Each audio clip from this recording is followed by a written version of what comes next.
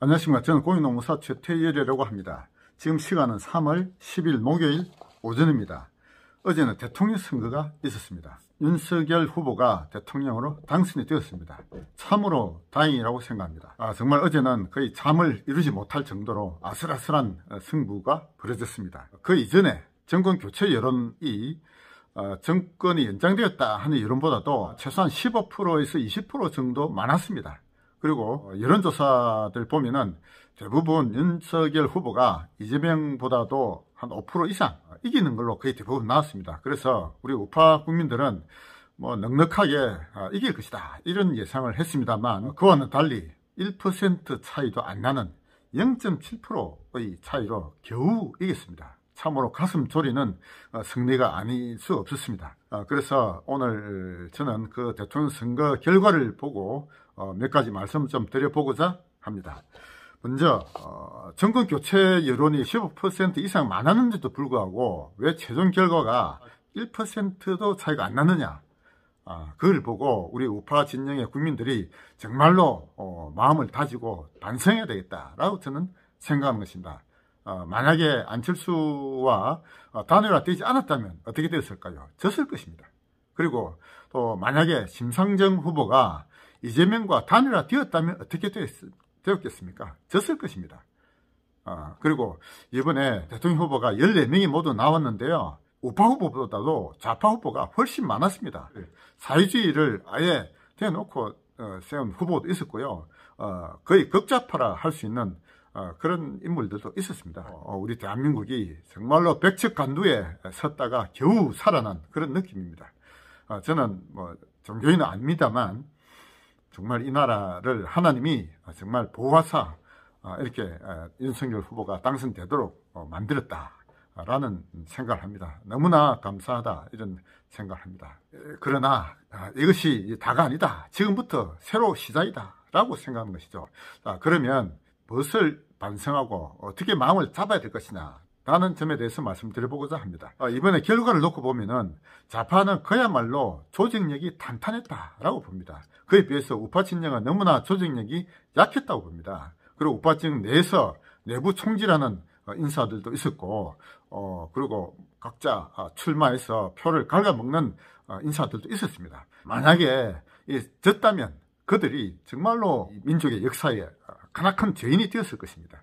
다행스럽게 윤석열 후보가 당선됨으로 해서 그런 것을 다 묻혀 넘어가게 되었습니다. 그러나 지금부터 마음을 다 잡아야 되겠습니다.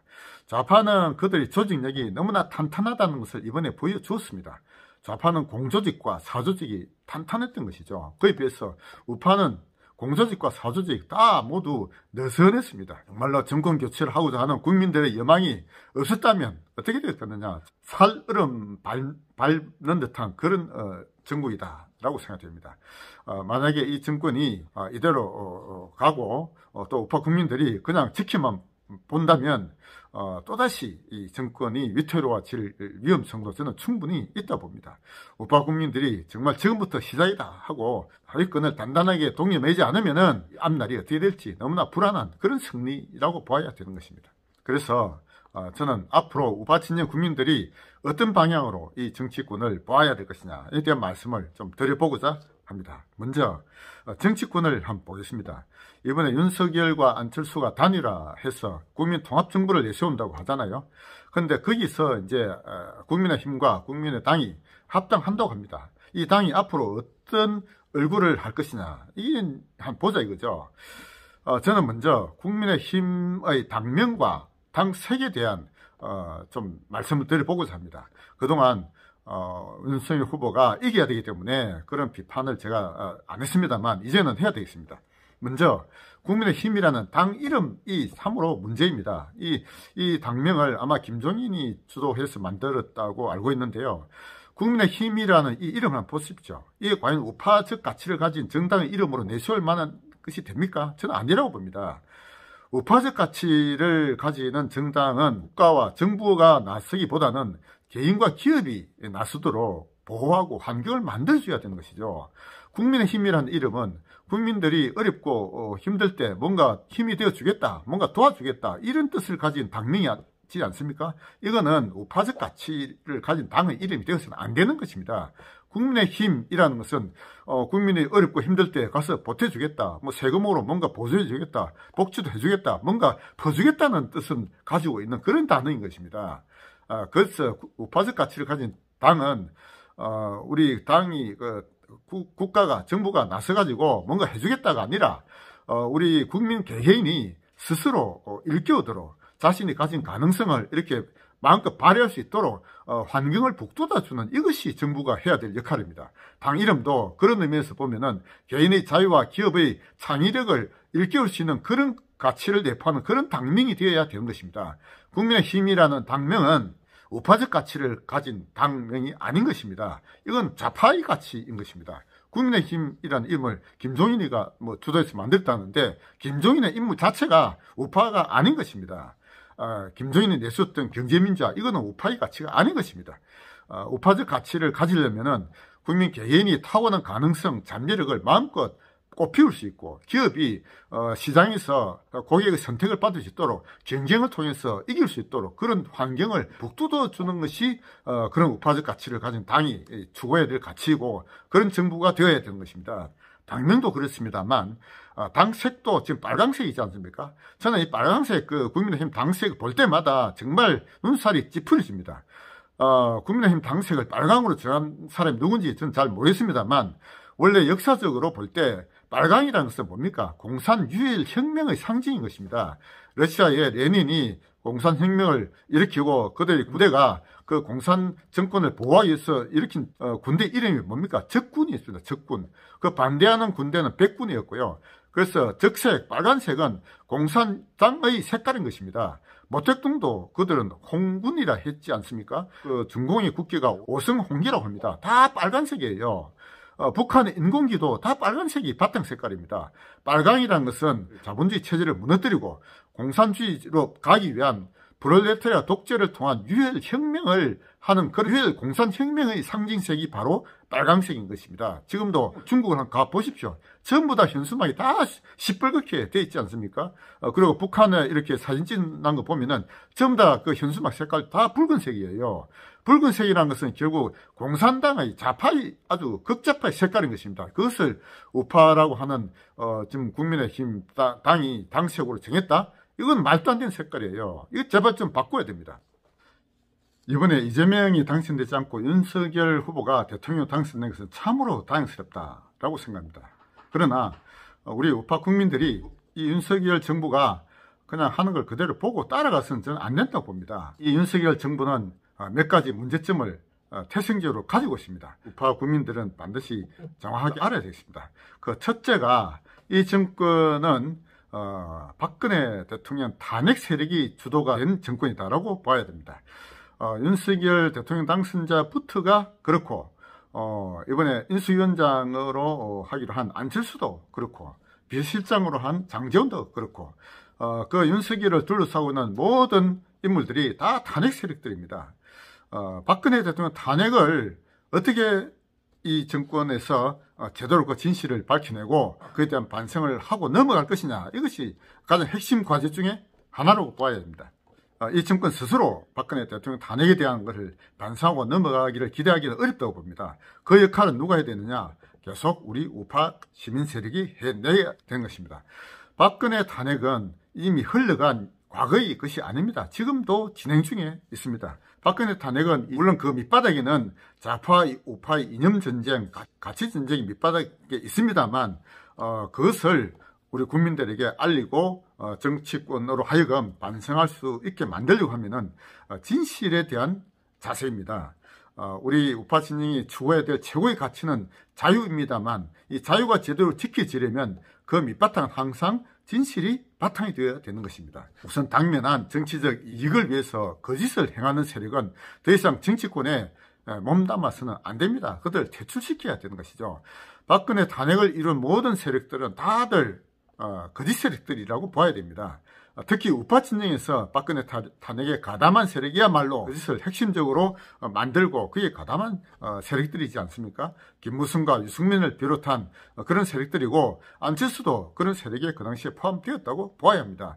그래서 이 윤석열 정권이 제대로 가려면 진정으로 박근혜 대통령 탄핵에 대한 역사적 진실을 제대로 밝히고 그에 대한 반성을 하고 앞으로 모든 정책의 방향에도 진실이 바탕이 되어야 되겠다라는 것입니다. 그것이 이 현재 윤석열 정권의 태생적 한계라고 봐야 되고 이것이 이번에 정권 교체를 원하는 국민들이 15% 이상 많았음에도 불구하고 결과적으로 1%도 안 되는 차이로 가까스로 이긴 그 원인에 가장 중요한 것이라고 보는 것입니다. 그래서 정말로 윤석열 정부가 성공하기 위해서는 이 박근혜 탄핵에 대한 진실을 제대로 밝히고 그에 대한 반성하지 않으면 성공하기 저는 어렵다고 보는 것입니다. 두 번째로 이 정권이 가지고 있는 또 하나의 태생적 한계는 중도 실용 노선을 내세운 것입니다. 안철수가 윤석열과 단일을 하면서 내세운 게 국민통합정부라고 하면서 탈이념을 내세우면서 중도 실용 노선을 내세웠습니다. 남북이 대립되고 있고 대한민국 내에서 좌파와 우파 간의 치열한 이념전쟁, 가치전쟁을 하고 있는 마당에 이 우파 정권이라고 하면서 이념에서 벗어나자 이 말이 안 되는 소리죠. 이념을 제대로 세우고 사상을 제대로 세워야 좌파의 싸움에서 이길 수 있는 것입니다. 이번에 1%도 안 되는 이런 승리를 적어도 10%, 20%까지 버리려면은 제대로 된 이념적 가치를 내세워야 그것이 되는 것입니다. 탈이념, 이 말도 안 되는 소리인데요. 이걸 누가 주장했느냐? 김종인이 주장했죠. 그리고 중도 실용 노선은 누가 주장했느냐? 이명박 정권이 내세웠던 노선입니다. 이명박 정권은 그 당시에 530만 표가 넘는 어마어마한 차이로 정권을 장악했습니다만 불과 몇 개월 뒤에 벌어진 광우병 사태로 촛불난동으로 그 완전히 기가 죽어버렸던 것이죠. 그러면서 그들에게 우파의 가치를 내세우기를 기대했던 국민들의 여망을 완전히 짓밟았던 것입니다. 그러면서 중도 실용 노선을 내세우면서 개인의 자유와 기업의 창의를 오히려 꺾은 정권이 바로 이명박 정권입니다. 박근혜 정권도 여러 가지 잘못한 것이 많습니다. 경제민주화를 내세우고 국민 행복 정부를 내세웠죠. 이것들도 다들 좌파적 가치라고 봐야 됩니다. 그러니까 이명박 정권, 박근혜 정권 다 우파 정권이긴 하지만 우파의 핵심 가치를 제대로 못 살렸던 것이죠. 그동안에 좌파들을 척결하지 못하고 그들을 수용하면서 그걸 키운 것이 박근혜 대통령 탄핵까지 만들면서 문재인 정권을 탄생시킨 그 주범이라고 봐야 되는 것입니다. 이제 탈이념이 아니라 우파적 가치를 선명하게 내세우고 중도 실용 노선이 아니라 자유주의적 가치를 내세우는 그런 정권으로 만들어 가야 됩니다. 그런데 지금 윤석열 정권을 보면은 그들에게만 맡겨놓아서는 그런 길로 가기가 저는 어렵다고 봅니다. 그 일을 누가 해야 되느냐? 우리 우파 국민들이 해내야 되는 것이죠. 정권 교체를 열망한 우리 국민들, 우파적 가치를 가지는 우리 국민들, 자유와 개인의 자유와 기업의 창의를 꽃피울 수 있고 우리 아이들의 미래를 자유로운 사회에서 살 수 있도록 만들어가는 우리 다수 국민들의 염원이 이 정치권에까지 가야 되는 것입니다. 그걸 하기 위해서는 뭘 해야 됩니까? 그냥 가만히 놔둬서는 안 됩니다. 개개인에게 맡겨놓아서는 모래알처럼 흩어져 가지고 힘이 모여지지가 않습니다. 그 일을 해내야 되는 게 우파 시민단체가 앞으로 해야 될 역할입니다. 저는 우파 시민단체의 앞으로 역할에 대해서 말씀드려 보도록 하겠습니다. 우리 국민들 다수는 국가로부터 간섭받고 뭔가 이런 지시를 받기를 싫어합니다. 다 자유를 원하죠. 간섭받지 않고 뭔가 타고난 가능성을 꽃피울 수 있는 그런 자유사회가 되기를 염원하는 것입니다. 그런데 그것을 막고자 하는 그런 세력들이 있죠. 좌파, 사회주의, 공산주의 세력이 있고 국가가 개입해야 되는 국가 개입주의 세력들이 있습니다. 그것을 우파 시민단체가 제대로 된 자유주의적 가치를 가지고 이 정치권을 이끌어가야 된다라고 저는 보고 있는 것입니다. 그 좌파는 그런 좌파적 가치를 지향하고 학습시키는 공관 진지들이 있습니다. 민노총, 민변, 전교조, 참여연대 등이 대표가 되고 여러 수백 개의 좌파단체들이 있지 않습니까? 그들은 유사시 하나로 뭉쳐가지고 시위도 하고 그들이 뭉쳐가지고 이번에 그런 47%가 넘는 그 이재명 지지로 나타냈던 것입니다. 그에 비견할 수 있는 우파 시민단체가 과연 있습니까? 기독교단체가 그런 역할을 일부 하고는 있습니다만 우리 대한민국에서 기독교단체가 그 역할을 다 주도적으로 하기는 저는 어렵다고 봅니다. 왜냐하면 기독교 믿지 않는 국민들이 훨씬 더 많은 것이죠.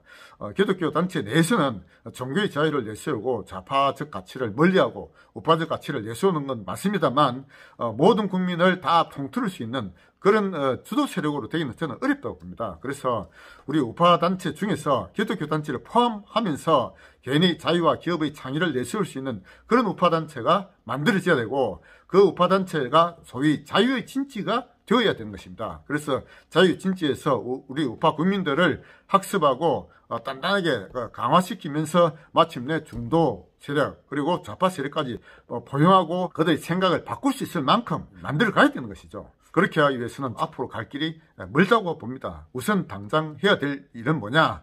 저는 부산에서 선거구별 우파 유권자 조직이 만들어져야 된다고 생각합니다.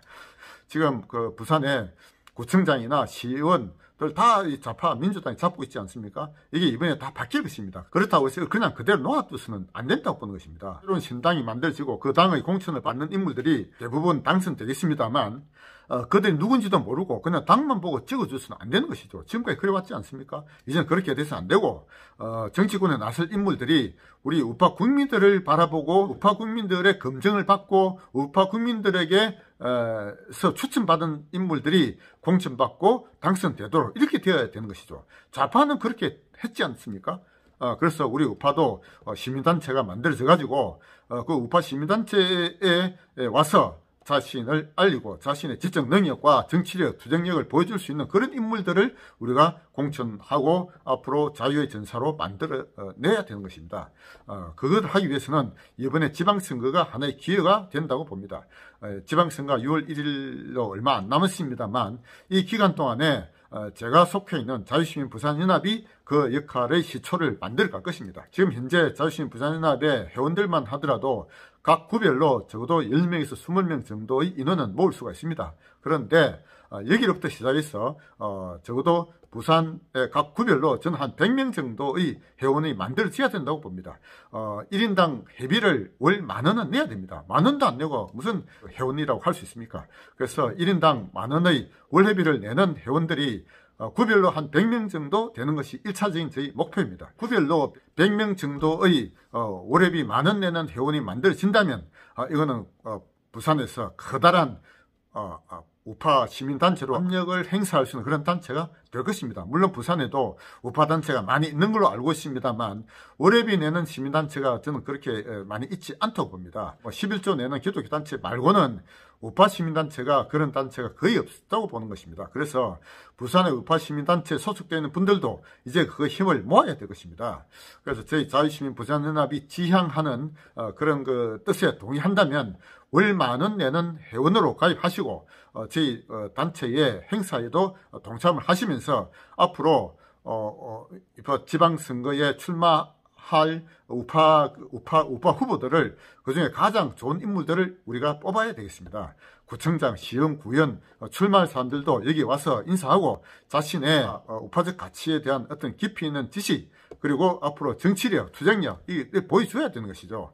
그러면서 그들 중에서 가장 바람직한 인물을 단일 인물로 우리가 공천을 받도록 하고 당선시키도록 해야 되겠습니다. 그런데 부산의 지방선거는 그 하나의 준비 단계라고 저는 생각합니다.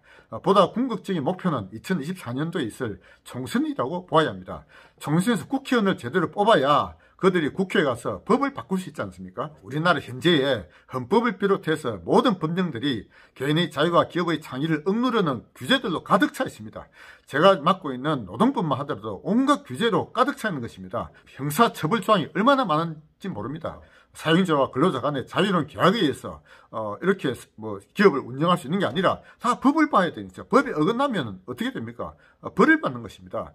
그런 게 노동법뿐만 아니라 온갖 법에 가득 차 있다고 봅니다. 그래서 우파의 대표가 될 수 있는 국회의원 후보들은 그런 자유주의적 가치를 학습하고 그런 법을 제대로 고칠 수 있는 그런 인물들이 앞으로 국회에 나가야 됩니다. 그래서 우리 헌법부터 잘못된 걸 고치고 법도 고쳐야 될 게 한두 가지가 아닙니다. 학습을 바탕으로 하는 그런 시민단체가 튼튼하게 뒷받침이 되고 그중에서 지력과 의지를 가진 인물들이 앞으로 국회에 나가서 우리 정치를 바꿔야 되겠습니다. 그것이 제가 생각하는 정치혁명이고 그것이 제가 생각하는 자유혁명의 길로 가는 길이라고 보는 것입니다. 거기에 우리 60대 후반의 실버 세대가 우리 개개인의 자기 지위를 욕심내는 것이 아니라 아이들은 미래를 걱정하는 세대이지 않습니까? 이제 더 이상 개인의 지위보다는 우리 죽기 전에 뭘 하고 죽을 건지, 우리 아이들의 사회를 보다들의 타고난 가능성을 마음껏 꽃피울 수 있는 자유사회로 만들 수 있는 터전을 만들어 놓는데 내가 하나의 돌이라도 쌓아놓고 죽겠다, 이런 각오를 가지고 저희 단체에